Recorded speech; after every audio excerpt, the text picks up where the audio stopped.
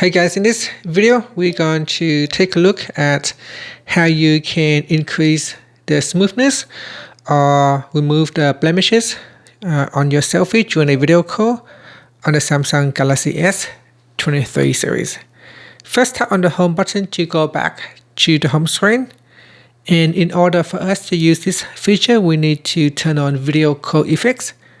And to do that, first swipe down at the top to open up the quick settings panel.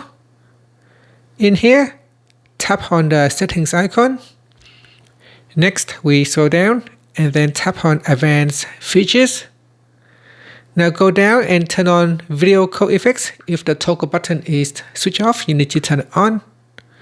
Then tap on the left hand side panel and check to make sure that your video call app is in the list here.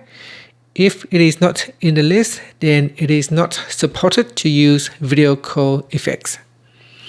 Now I'm going to start the Facebook Messenger app.